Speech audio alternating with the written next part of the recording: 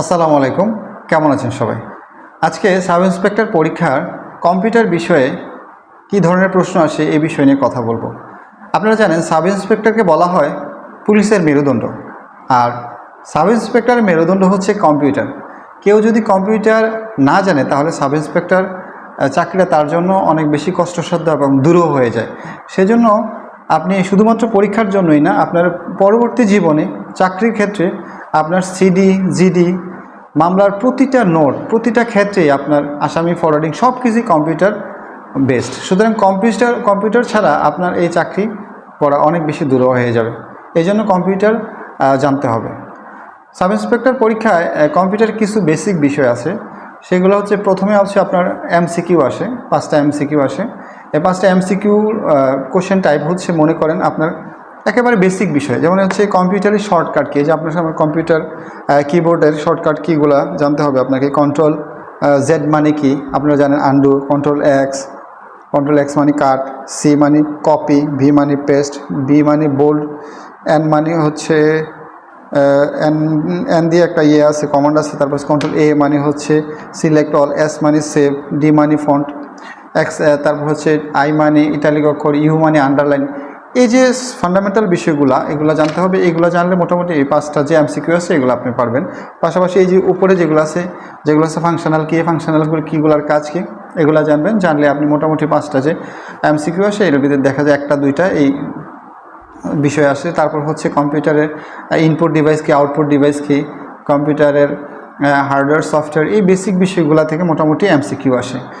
তারপর হচ্ছে বাকি 5 মার্কস আসে হচ্ছে কম্পিউটার ওয়েব ব্রাউজিং বলতে হয়তো দেখা গেছে বললো যে এটা এরকম একটা টপিকস, এটা গুগল থেকে লিঙ্কটা বের করে এটা এমএস ওয়ার্ডে পেস্ট করো।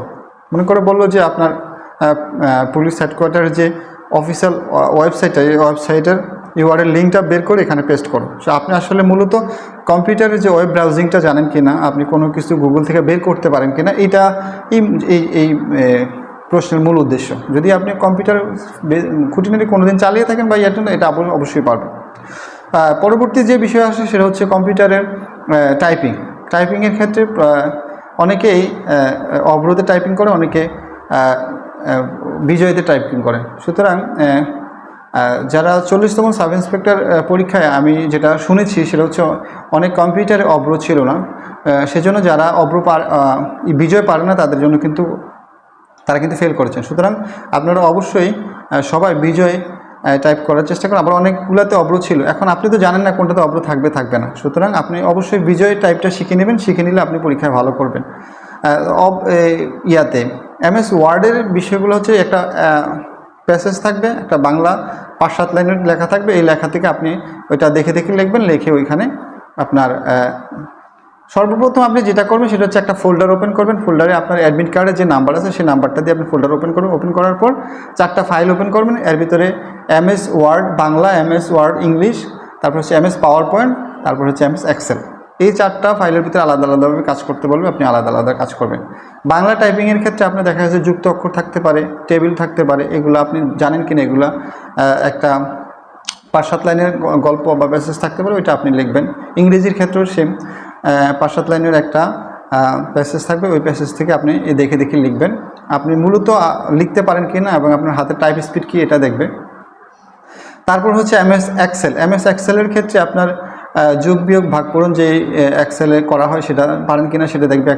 হয়তো দেখা গেছে একটা টেবুলেশন শিট তৈরি করতে বলতে পারে, কিছু নাম্বার দিবে, বলবে এটাতে একটা টেবুলেশন শিট তৈরি করো, আপনার অবশ্যই প্রশ্নের ভিতরে দিয়ে দিবে। তারপর হচ্ছে একটা মার্কশিট তৈরি করতে বলতে পারে, অথবা দেখা গেছে একটা পণ্যের লিস্ট দিবে, সেখানে কিছু পণ্যের ভিতরে ডিসকাউন্ট আছে, ডিসকাউন্ট পর এটা নেট প্রাইস কত সেটা বের করতে বলতে পারে।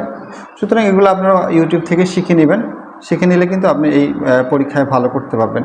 আর মোস্ট ইম্পর্ট্যান্ট বিষয় হচ্ছে যে আপনি প্রত্যেকটা বিষয় টাচ করার চেষ্টা করবেন, তাহলে কিন্তু আপনি এই পরীক্ষায় ভালো করবেন, না হলে কিন্তু আপনার খারাপ করার সম্ভাবনা আছে। আর এমএস পাওয়ার পয়েন্টের যে বিষয়টা হচ্ছে, দেখা হচ্ছে যে আপনার 4-5টা স্লাইড তৈরি করতে বলতে পারে, যে আপনি আসলে স্লাইড তৈরি করতে পারেন কিনা এবং এটার ভিতরে অ্যানিমেশন দিতে পারেন কিনা, সাউন্ড দিতে পারেন কিনা, এই জিনিসটা দেখতে পারে। এটাও খুবই বেসিক বিষয় এবং খুবই সহজ বিষয়। আপনি যারা পাওয়ার পয়েন্ট জানেন বা জানেন না, হয়তো দেখলে আপনি বুঝতে পারবেন যে একটা কিছু লেখা দিয়ে দিতে পারে প্রশ্নের ভিতরে যে এটা দিয়ে 5টা স্লাইড তৈরি করো। আপনার প্রথমে একটা শিরোনাম দিবেন, শিরোনাম দিয়ে বাকিগুলো একটা বুলেট পয়েন্টের মতো দিয়ে অ্যানিমেশন দিয়ে দিতে পারবেন। হয়তো দেখা যাচ্ছে 5-7 মিনিটের ভিতরে আপনি MS পাওয়ার পয়েন্টটা তৈরি করতে পারবেন। এই হচ্ছে সামগ্রিক বিষয়। সবচেয়ে বেশি হচ্ছে টাইম ম্যানেজমেন্ট এবং হচ্ছে আপনার যেই কাজ করছেন সেই কাজের ভিতরে একটা ফোল্ডারের ভিতরে রেখে এটা তাদের কাছে জমা দিয়ে আসবেন, তারা যেভাবে বলে আচ্ছা বিষয়। তারপরে যদি কোনো বিষয় কেউ না জানেন বা না বুঝেন আমাকে কমেন্ট করবেন, তাহলে আমি চেষ্টা করবো সেটার প্রশ্ন উত্তর দেওয়ার জন্য। ভালো থাকবেন সবাই, আসসালামু আলাইকুম।